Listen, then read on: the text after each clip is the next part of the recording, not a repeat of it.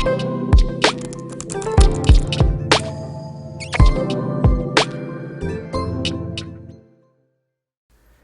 안녕하세요. 강의실이 가득 차서 뿌듯합니다. 사실은 요즘 그 수업하다 보면은 거의 대부분 이런 상황이에요. 그래서 오프라인 학생들 몇 명 와 있고, 사실 온라인 대부분 접속하고, 사실 저희도 이제 카메라로 이제 녹화하고 나중에 그 온라인으로 available 하게 만드는 거를 계획을 하고 있는데, 빨리 개인적인 소감으로서는 빨리 이제 코비드가 끝나서 다들 같이 얼굴 보고 공부할 수 있으면 좋겠지만, 그런 과정에서 또 한 가지 말씀드릴 거는 컴퓨터 사이언스, 제가 이제 가르치는 과목이 컴퓨터 사이언스 A, 그 다음에 Principles, 그리고 Statistics 이렇게거든요. 그리고 이제 유사코, 그런 이제 경시대회 쪽 과목들이 있는데, 대부분 컴퓨터 관련된 과목들이 학생들 자체도 온라인으로 매트리얼을 소화해낼 수 있는 능력이 큰 경향이 있고, 그리고 오프라인하고 온라인하고 차이가 그다지 크지 않으면서 오히려 공부를 하고자 하는 의욕이 있다면은 컴퓨터 스크린을 보고서는 공부하는 것 자체가 훨씬 포커스하는 데 도움이 되는 이런 그 성향이 있어요. 그래서 그러니까 그냥 말씀드리는 게 아니라 실제로 제가 개인적으로 이제 지도를 하거나 클래스를 진행하다 보면은 아이들이 오히려 온라인을 prefer 하는 경우가 많다라는 생각을 이제 그 말씀을 드리고요. 오늘 여러 가지 말씀드릴 게 있어요. 사실은 이제 컴퓨터 사이언스 A, Statistics, 그다음에 여기는 그 타이틀은 안 나와 있죠. 이제 프린시플도 잠깐 얘기를 하고요. 말씀드릴 거고요. 유사코 이제 요즘 점점 비중이 높아지는 게, 이제 옛날에는 컴퓨터 사이언스를 이제 컬리지 애플리케이션에서 활용을 할 때 주로 남들과 좀 독특한 포트폴리오를 구성하기 위해서 어떤 프로젝트를 만들었었다, 내가 개인적으로 뭘 해봤다, outside of school 이런 거를 중점을 많이 뒀었어요. 근데 요즘은 이제 매년 바뀌잖아요. 요즘 트렌드는 어떤 거냐면은 그걸 옛날에 해보니까 단점들이 드러나요.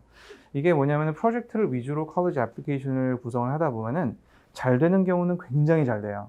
그러니까 이런 경우는 학생의 성향과 그동안 백그라운드, 그 다음에 이 그 프로젝트를 내가 만든다 그러면 그거랑 같이 마리아주가 굉장히 잘 돼서 그 학생의 포트폴리오를 아주 뛰어나게 보여주는 경향이 있어요. 그런데 그렇게 하기가 그렇게 쉽지를 않아요. 왜냐하면은 CS 포트폴리오라는 것은 뭐 아트 포트폴리오와는 다르게 굉장히 테크니컬 하거든요. 그래서 이걸 나중에 이제 그 물론 이 과정 자체는 선생님의 도움 하에 학생이랑 같이 진행을 하게 되겠지만, 그런 것들을 학생이 완전히 설명하기가 힘들더라고요. 그래서 그런 그 약간씩 discrepancy가 생기는 그런 경향도 있고, 또 한 가지는 이제 교수님들도 이 하이 레벨 CS 프로젝트를 하다 보면 어느 정도, 제가 이제 말씀드린 거 나중에 보여드릴 텐데, 어느 정도 학생이 할 수 있는 건지 아닌지 이거에 대한 의구심들이 굉장히 많아요. 그래서 그런 거기서 오는 좀 차이점, 이런 것들 때문에 이제 그 애플리케이션들이 상당수의 학생들이 이걸 내도 거기서 이제 그 full benefit을 못 보는 경우가 꽤 생겨요. 그래서 요즘 이제 결론적으로 요즘 트렌드는 어떤 거냐면은, 그러면 그거 말고 그냥 디플로마가 딱 나오는 이런 걸 위주로 한번 해보고 그 다음에 프로젝트는 할 수 있으면 하자, 이런 식으로 가고 있어요. 그래서 이제 어머니들께서 보셔야 될 게 이제 유사코, 요거를 이제 보셔야 되고, 왜 이걸 하셔야 되는지에 대해서 설명을 간략하게 드릴게요. 그리고 어떻게 하는 게 공부하는 데 가장 좋은지. 일단 오늘은 과목 설명회 겸 해서 이제 포커스가 어떻게 하면, 이제 결론적으로 어머님께서 원하시는 건 다 그거잖아요. 어떻게 하면은 그 아이의 그 공부 결과물이 대학을 가는데 도움이 될 것인가, 이런 거죠. 그래서 먼저 가기 전에 이제 이런 과목들에 대해서 말씀을 드리자면은, 컴퓨터 사이언스 A랑 프린시플스 이런 것들이 있어요. 여기서 전체적으로 설명 들어가기 전에 딱 몇 가지 말씀드릴 게 있어요. 첫 번째, 컴퓨터 사이언스는 모든 과목들 통틀어서 AP 과목 이런 거 다 떠나서요, 가장 학생들 수준이 차이가 많이 나는 과목이에요. 무슨 얘기냐 하면은, 어떤 학생들이 그 컴퓨터를 잘하는 학생들은 그 내가 컴퓨터를 컴포터블하게 하지 않는다, 그렇게 말하지 못하는 학생들보다 실력 차이가, 만약에 수학 같은 경우에서 캘큘러스라든지 방금 설명 들으셨지만 케미스트리라든지 이런 일반 과목에서 top 5%에 해당되는 학생이 bottom 50% average에 대해서 한 1.5배 잘한다, 이렇게 말할 수 있다면, 이거는 어떤 스태티스틱한 근거가 있는 게 아니라 제 느낌상 말씀드린 건데요. 일반 과목이 한 그 50% 잘한다 하면은 컴퓨터 사이언스 그게 한 300% 잘해요. 그러니까 average랑 앞에 밀고 나가는 그 학생들의 discrepancy가 가장 큰 과목 중에 하나예요. 자, 그래서 그 말은 뭐냐면은 어머니께서 가장 많이 질문하시는 게 그거예요. 언제냐면 이제 한 4월, 3월, 4월쯤 또는 빠르면 이제 1월, 2월쯤 겨울방학 때. 그래서 제 아들 또는 딸 친구가 컴퓨터 사이언스 A는 굉장히 쉽다고 해서 공부를 안 했는데 학점이 안 나온다. 저는 모의고사 봤더니 성적이 안 나온다. 이런 말씀을 많이 하세요. 그게 왜 그러냐면은 그 말한 학생, 그 들어서 이제 컴퓨터 사이언스 A가 쉽다라고 말한 학생은 어떤 학생이냐면은 뭐 그 유사코에서 플래티넘 디비전이고 코딩 경험 한 5, 6년에다가 초등학교 말 때부터 코딩을 계속 재밌게 했었던 이런 학생들이거든요. 그런 학생은 당연히 쉬워요. 자, AP 컴퓨터 사이언스에 가장 퍼퓰러하다고 보기에는 가장 정석인 그 대학교 레벨 코딩 과목이거든요. 대학교에서는 이 과목을 컴퓨터 사이언스 101 또는 엔트리 레벨 컴퓨터 사이언스 프로그램으로 이제 이 부분을 강의를 하는데 이거 소화해낼 수 있는 사람들이 그렇게 많지는 않음에도 불구하고 대학교 레벨까지 못 가요. 보통 AP가 대학교 1학년이라고 생각하시지만 맞는 말이기도 하거든요. 하지만 컴퓨터 사이언스 같은 경우는 AP를 풀로 이수를 해도 대학교 과정에서 3개월도 못 버텨요. 미천이 바닥나요. 그만큼 이 과목이 쉬워요. 왜 그럴까요? 대학교 레벨처럼 다른 케미스트리라든지 매스처럼 다른 과목이랑 레벨을 맞춰놨더니 아무도 시험을 안 보는 거예요. 왜냐하면 너무 어려워서. 학점이 안 나오니까. 그래서 매년 쉬워지다가 여기까지 왔는데도 불구하고 많은 학생들이 어렵다고 해요. 그래서 어머니께서 생각하셔야 될 거는 내 아이가 컴퓨터 사이언스를 할 만한 그런 마인드인지 뭐 뛰어나다 안 뛰어나를 떠나서 이거에 맞는지 모르세요. 저도 몰라요. 그 학생 많이 알고 그건 언제 하냐면은 실제로 컴퓨터를 잡고 코딩을 해봐야 알아요.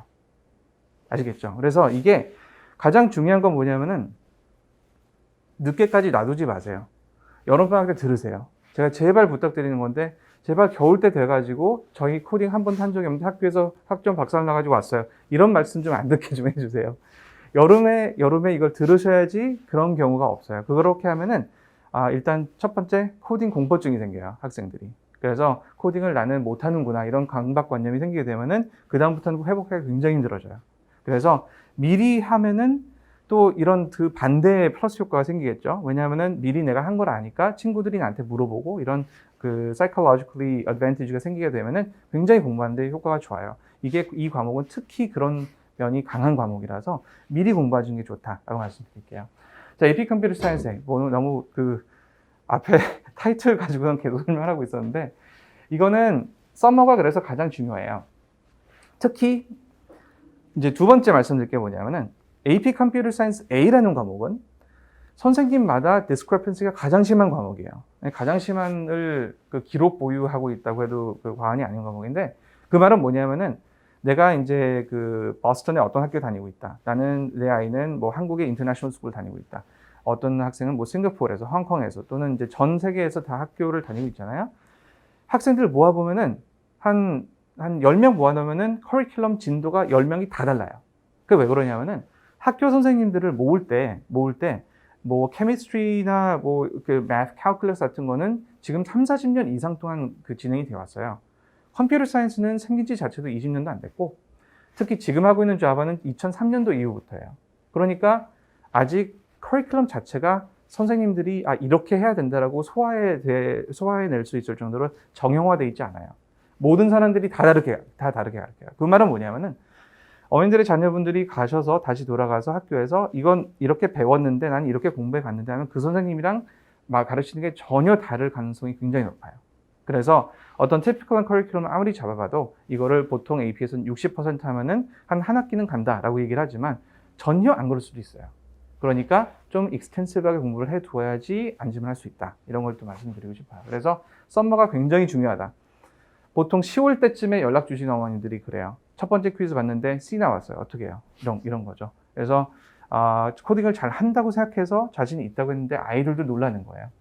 썸머가 중요해요. 그래서 이제 10월 이때는 사실은 학교 스페시픽 하기 때문에 중간 클래스가 그렇게 의미가 없어요. 썸머 때 완전히 기본을 잡고 가셔야 돼요. 윈터에는 이제 본격적으로 모든 그 AP 과목들이 시작하는 때인데 그래서 윈터 때까지도 어떤 한 진도의 3분의 1도 안 나간 학교들도 많아요. 하지만 윈터 때는 이미 FRQ 문제를 풀기 시작해야지 무리 없이 진행이 돼요. 그래서 FRQ 문제를 풀 수 있게 해주는 그런 프로그램을 윈터에서 이제 가동을 하고, 스프링 때는 이제 완전히 바로 직전이기 때문에 멀티플 초이스랑 FRQ들을 익스텐시브하게 풀어야 되는 프로그램이고, 이 프로그램은 제가 이제 거의 10년 동안 가동을 하고 있는데, 지금까지도 이제 여태까지 나왔었던 거의 모든 90% 이상의 적중률을 보여요. 제가 90%라고 말씀드린 이유는 매년마다 새로운 문제 유형들이 조금씩 나오는데 그거는 맞출 수가 없어요. 왜냐하면 여태까지 보고 안 나온 것들을 교수님들이 이제 점지해서 인트로듀스 하기 때문에. 하지만 비정의 무기가 있죠. 이거는 컴퓨터 사이언스 대학교 코र्스거든요. 근본적으로. 그래서 여태까지 안 나왔는데 typically 대학교에서 커버하는 내용들에서 제가 조금 어려워요. 하지만 그런 것들을 해놓으면은 학생들이 거의 100% 문제를 적중할 수 있어요. 그렇기 때문에 이거는 no-brainer라고 볼 수가 있어요. 하지만 어렵기 때문에, 어떤 학생들한테는 어렵기 때문에 미리 공부를 좀 충분히 하고 자신감 있게, 여유 있게 공부하는 게 무엇보다 중요하다라고 말씀드릴게요. 컴퓨터 사이언스 A. 올해 이제 특기할 사항은 뭐냐면은, 여기서 이제 업데이트를 아직 제가 못했어요. 왜냐하면 지금 개발 중이라. 그런데 온라인 저지라고 들어보셨을 거예요. 이사고 같은 데서는 백준 온라인 저지, 여러 가지들이 있는데, 이런 온라인 저지 시스템들이 굉장히 좋은 게 학생들이 들어와서 문제를 직접 풀어볼 수가 있거든요. 그래서 이번 여름에는 올해 여름부터 이제 올해 겨울까지 이제 시범적으로 운행을 하면서, 온라인 저지 시스템을 가동을 할 텐데, 그게 온라인 저지가 AP 레벨에서는 찾아봐도 없어요. 왜냐하면은 너무 쉬워요. 그러니까 코딩을 잘하는 학생들한테는 AP는 너무 쉬운 수준이에요. 그런데 이제 막상 AP를 공부하는 학생들한테 안 그렇거든요. 그래서 그 수준에서 온라인 저지를 해주는 데가 아직 없어요. 진짜 없어요. 찾아보세요. 이제 학생들이 할 수 있는 거는 코딩을 제가 이제 어사이먼트를 내주면은 수업 시작하기 전에 저한테 보내주고 이런 건데, 아시다시피 코딩은 굉장히 주관적이기 때문에 똑같은 결과를 얻는데 그 결과가 나오기 위해서 걸치는 과정이 아주 간단한 문제라도 서너 개 이상이에요. 복잡한 문제 같은 경우는 저도 예측을 못하는 솔루션이 나올 때가 있어요. 하지만 그게 맞는 거죠. 그죠? 그래서 이걸 어떻게 해야 되냐면 굉장히 결과론적으로 해야 돼요. 철학에서도 결과론이 있지만, 컴퓨터 사이언스에서 결과론이가 뭐냐면은 이런 인풋을 줬을 때 이런 아웃풋이 나오도록 해라. 그래서 어떤 과정을 거치든 그게 나오면 되는 거예요. 다만 이제 경시대회, 유사코 같은 데서는 그 과정에 리미테이션을 둬요. 초는 2초 안에 나오게 해라. 메모리는 얼마 이상 쓰지 않게 해라. 이렇게 현실적으로 만들어놔야지 그 프로그램이 의미가 있거든요. AP에서는 그런 restriction이 없어요. 그래서 어떻게 안 좋은 프로그램을 쓰든 inefficient한 프로그램을 쓰든 상관이 없는데, 문제는 이제 여기서 중요한 건 뭐냐면은 그런 경험이 많아야지 학생들이 confidence가 높아져요. 그러니까 제가 항상 그거를 느끼다가 이제 올해부터 선구적으로 메이커스에서 그런 온라인 저지 시스템을 AP에도 적용시켜서 가동을 하면은 좋지 않겠느냐 해서 이제 개발 중에 있는데, 그 시스템에서는 이제 학생들이 더 좋은 점은 뭐냐면 관리가 좀 철저해져요. 뭐냐면은 다른 과목들은 이제 시험을 보고 퀴즈를 보고 그 퀴즈에서 틀린 게 나오고 그게 즉각적으로 이루어질 수가 있는데, 저도 다른 과목 가르쳐봤지만 수학 같은 경우는 그게 쉬워요, 상대적으로. 근데 컴퓨터 사이언스는 그 낸 코드가 맞는지 아닌지 선생님이 한참 보고 있어야 되거든요. 근데 아예 생각하는 거를 읽지 못하면은 선생님이 놓칠 수가 있어요. 이게 맞는지 안 맞는지. 실제적으로 돌려봐야 되는데 그럼 시간이 문제 하나 채점하는데 엄청나게 오래 걸려요. 그래서 피드백을 쉽게 드리기가 힘들었어요, 여태까지는. 하지만 온라인 저지를 가동하게 되면은 애들이 문제 들어와서 많은 문제를 풀어볼 수 있고, 제가 수업에서 알고리즘을 설명을 하면은 그 알고리즘이 그 문제만 이렇게 푸는데 딱 하나만 솔루션이 있는 게 아니잖아요. 그래서 제가 예제 알고리즘을 주면은 아이들이 그걸 보고 자기가 소화는 대로 자기만의 익스프레션을 만들어내요. 이제 그게 맞는지 틀리는지는 온라인 저지가 얘기를 해주는 거겠죠. 그래서 그날의 퀴즈 즉각적으로 답이 나와요. 그래서 이제 나중엔 seamless integration이 돼서 이게 이렇게 되면 좋겠지만, 당분간은 제가 좀 이제 매뉴얼리 이거를 드려야겠지만, 어머님들께 직접적으로 오늘 퀴즈는 몇 점이 나왔다 거의 자동으로 발송이 될 거예요. 공적으로는. 너무 많은 걸 약속드린 게 아닐까 모르겠지만 하여튼 개발 중이에요. 그래서 지금은 안심하셔도 될 게, 만약에 안 되면 제가 이제 밤새면서 만들어야겠죠. 하지만 자동화 되는 게 이제 궁극적인 목표예요.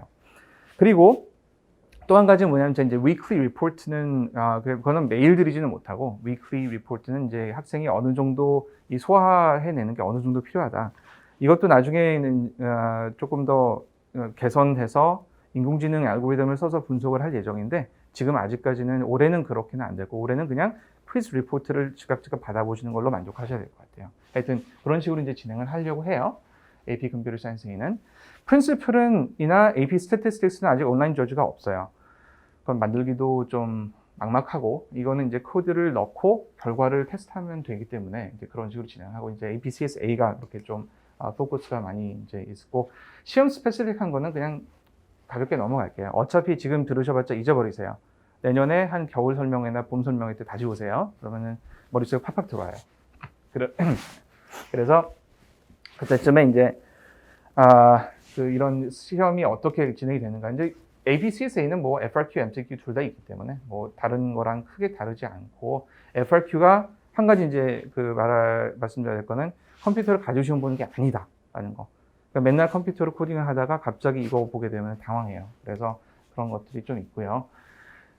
이거는 이제 시간표니까 제가 다른 설명할 때 이거 많이 설명드렸어요. 이건 그거 보시면 그 유튜브에 올라와 있는 거 보시면 소개 잘 해놨으니까 그거를 보시고요. 또 문의 주시면 자세히 설명드릴 거예요. 스탯도 마찬가지예요. 스탯은 사실은 솔직히 말씀드리면은 여름에 그렇게 많이 해야 되나 싶은 과목이기도 해요. 왜냐하면은 스탯은 앞부분이 쉬워요. 여기서 어머님들이 이제 juicy한 그런 인포메이션이 뭐냐면은 만약에 지금 고민하고 계신다. 아직 바꿀 수 있을지 모르겠지만 스탯은 시니어 때 테이크하기가 되게 좋은 과목이에요.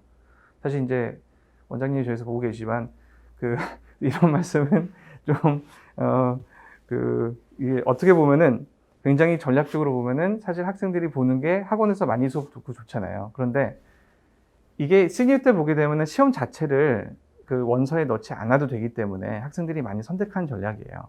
그래서 내 아이가 만약에 스탯을 꼭 들어야 되는데 좀 자신이 없다. 그러면 시니어 때 듣는 것도 나쁜 생각은 아니고요. 일찍 들으면은 이게 꼭 중요한 학생들이 있어요. 스템 쪽 메이저, 컴퓨터 사이언스 메이저는 반드시 들으셔야 돼요.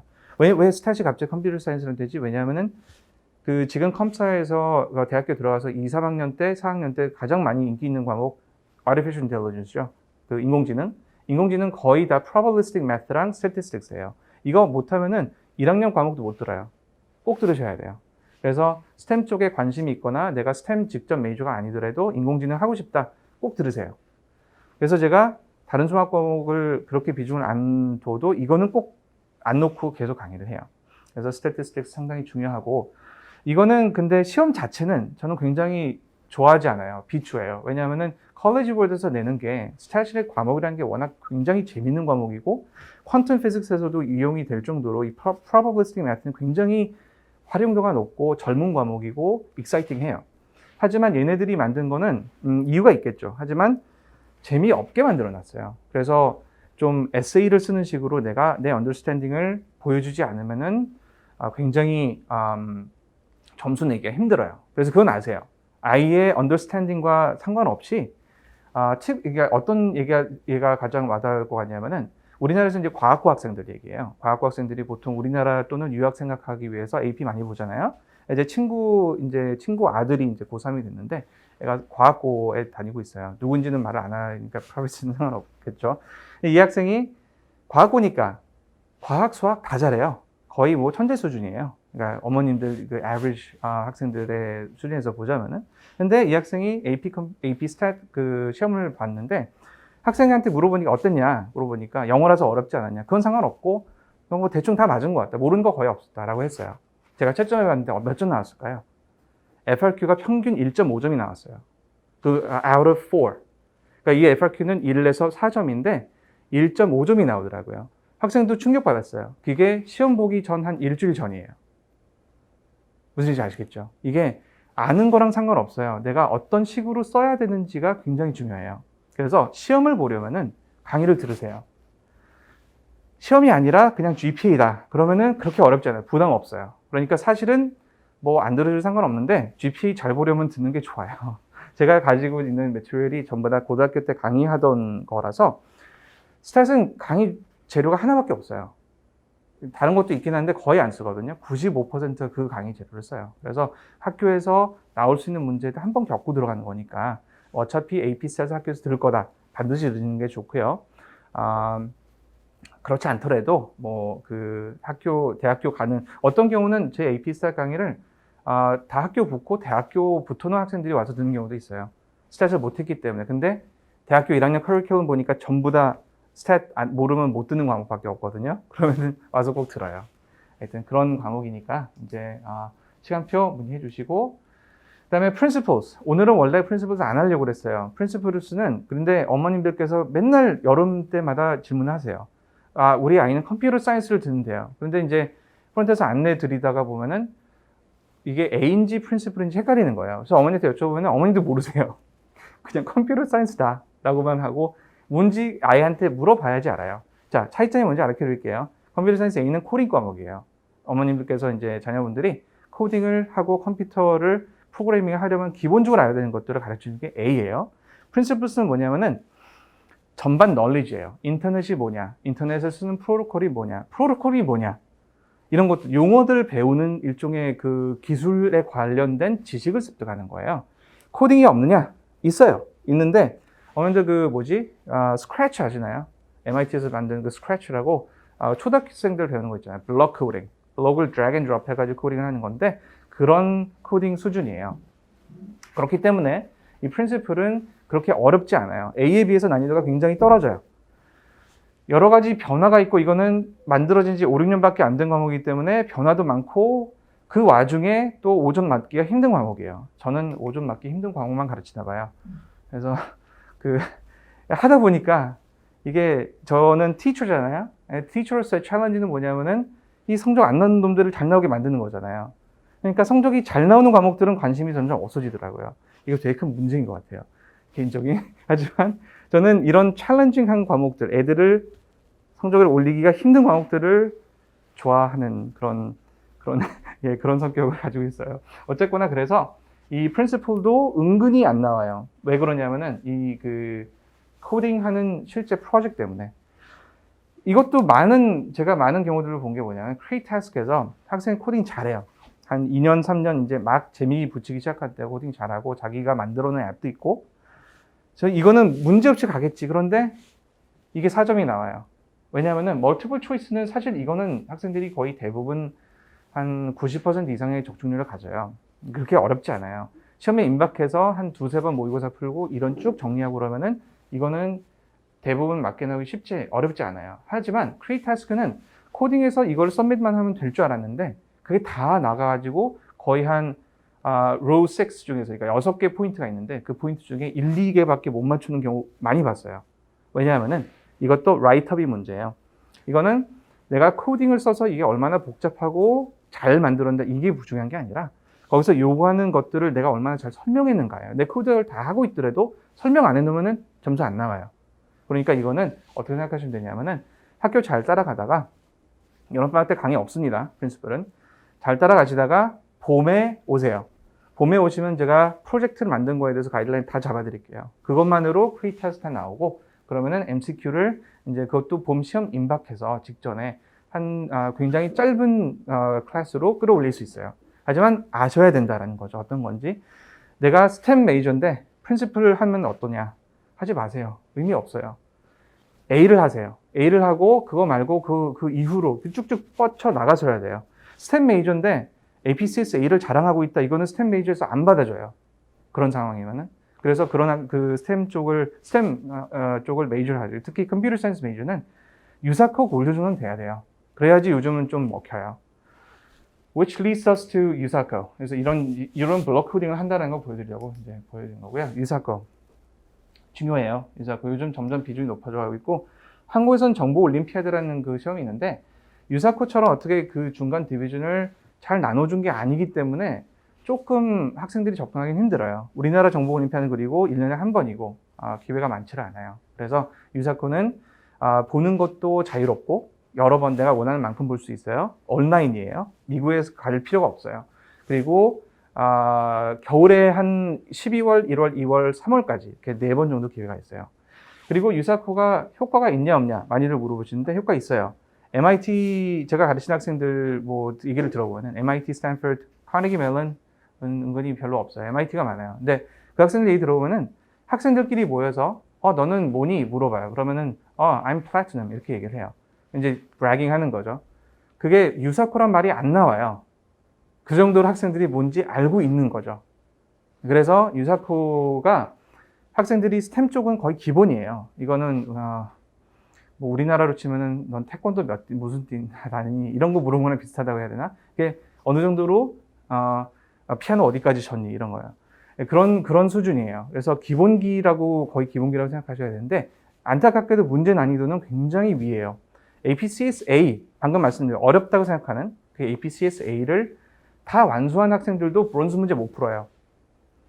브론즈 문제 3개 나오는데 그 문제 하나 풀면 다행이에요. 그거를 3개를 다 한 7, 80% 이상 풀어내야지 실버가 돼요. 그리고 실버에서 골드는 한 6개월 정도 걸린다고 보시면 돼요. 공부하는데. 그래서 브론즈를 하고 나서 실버를 해야 되냐? 그렇진 않아요. 지금 그냥 실버까지 쭉 공부해 두시면은 브론즈 간단하게 통과하고 바로 그 회에 실버로 올라갈 수도 있어요.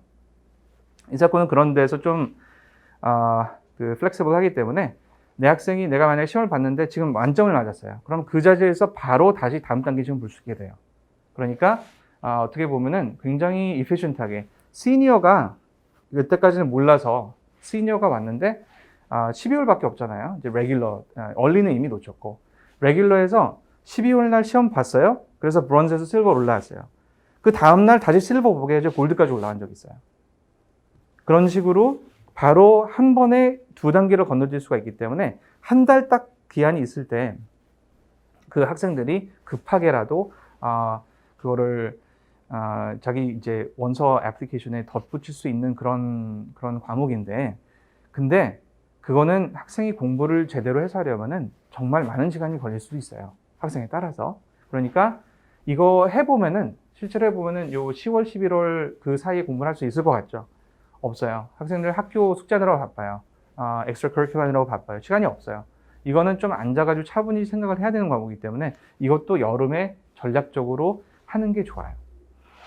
대부분 여태까지는 모르셔서 못해요. 이게 뭔지 모르고 과연 아이가 할 수 있을지 모르고 어떤 분들은 너무 eager 하세요. 그것도 반대면에서 안 좋아요. 그러니까 어떻게 보면은 잘 찾으셔야 되는데 기억을 하세요. 자녀분들은 뭐라고 해야 되나 이렇게 말을 끌고 가면은 물을 끌고 갈 수 있지만 물은 못 마시게 하잖아요. 비슷해요. 잘 꼬셔야 돼요, 학생들은. 그래서 너무 어려운 거 갑작스럽게 하게 하면은 애들이 놀라서 나 이거 못해 이렇게 해버리면은 굉장히 힘들어져요. 그러니까 이거를 코딩 기반이 없는 상황에서 이거를 먼저 시키지는 마세요. APCSA 레벨이라고 했어요. 그 말은 뭐냐면 APCSA 문제를 보면 이건 쉽네 라고 느낀 정도. 시험과는 결과랑은 상관없이 그 정도가 돼야 돼요. Typically 자바를 한 1년 정도는 왜 자바라고 하냐면 APCSA가 자바이기 때문에 또는 다른 언어, 뭐 C++라도 좋고 파이썬이라도 좋아요. 한 1년 가까이 있으면은 이건 편하게 할 수 있어요. 그러면 그게 없으면 어떻게 되냐? 그냥 할 수는 있어요. 다만 좀 힘들어요. 그러니까 학생이 컴퓨터 막 공부해서 한 2-3달 됐는데 나는 이게 너무 좋다. 이런 학생도 괜찮아요. 바로 들어오면 바로 적응해서 쭉 실력 올라갈 수 있어요. 또 한 가지. 유사하게 되면은 한 가지 더 베네핏이 있어요. APCS가 너무 쉬워져요. 그래서 제가 가르치는 학생들 중에 또 이런 경우가 뭐냐면은 유사코를 하다 보니까 APCSA를 공부를 안 해도 그냥 문제 척척 푸는 거예요. 이런 베네핏이 있어요. 그렇기 때문에 APCS를 본다. 지금 듣고 있어요. 내년에 볼 거예요. 그러면은 유사코를 들으시는 게 상당히 좋아요. 학생이 의사가 있다면은. 아시겠죠? 그러니까 미리 한번 해보시고 어떤 게 필요한 건지 좀 아이디어를 포밍한 다음에 하시는 게 좋겠어요. 나머지도 여기 이제 스케줄이라든지 이런 것들은 이 학생들은 이제 작년 이제 이 유사코에서 나온 미국 팀인데 제가 매년 이 사진들이 바뀌거든요. 이게 미국 팀이에요. 잘 안 믿기시죠? 대부분 중국 이름도 보면 다 중국인데 인도 아니면 중국이더라고요. 그래서 한국 사람들 좀 올라가야죠, 그죠? 그래서 미국 애들은 거의 그러니까 백인이나 이런 그냥 원래 미국인들이 많다고 생각하는 그런 에스닉 그룹에서는 잘 안 나와요, 저 팀이. 어쨌거나 그게 미국의 강점 중에 하나죠. 유사코 준비반 커리큘럼 믿고 문의 주시면은 자세히 설명해 드릴 거예요. 그렇죠? 그래서 이거에 사실은 이제 제가 안내 드리는 분들한테 굉장히 죄송한 게 너무 테크니컬하다 보니까 어머니들이 여쭤보시는 거 잘 설명을 못 하실 때도 있어요. 그러니까 어머니들께서 좀 이해를 해 주시고 저한테 직접 말씀 주시면 제가 이 의문 좀 다 해결을 해 드릴게요. 자, 이사코 얘기를 대충 끝내고요. 이제 쇼케이스 프로젝트 같은 것들은 올해부터는 그렇게 비중을 두지 않으려고 하는데 대략 인공지능, 뭐 로보틱스라든지 이런 그 페이퍼 쓰는 거 이런 거까지 포함해서 할 수 있는 것들이 많아요. 그래서 옛날에 했었던 인공지능 얘기들, 뭐 여러 가지 프로젝트들이 상당히 보면 케이스 스터디들도 재밌는 것들이 많이 있죠. 이건 이제 좀 지난 얘기인데 앞으로 이런 것들이 그 트렌드가 있고 계속 변하니까 언제 이게 나올 중요도가 올라갈지도 모르고요. 또 한 가지는 지금 현재는 포커스를 살짝 비껴난다고 생각할 수도 있지만 어떤 학생들한테는 이게 정말 정답일 수도 있어요. 그러니까 관심 있으시면은 프로젝트를 하면은 괜찮지 않을까 생각하시면 저한테 문의를 주세요. 제가 이 학생은 된다 안 된다 명쾌하게 설명해 드릴게요. 알겠죠? 그래서 이제 뭐 이런 것들이 있고 저는 이제 제이슨이었어요. 그래서 올해는 많은 변화들이 있을 거예요. 그리고 특히 이제 코비드 때문에 그 학원가 또는 이 그 에듀케이션 업체 전체적으로 이제 굉장히 많은 변화들이 있을 텐데 굉장히 긍정적으로 생각하고 있어요. 그래서 학생들이 스스로 공부를 열심히 할 수 있도록 좋은 교재, 좋은 환경 만들어 드리도록 약속할게요. 자, 감사합니다.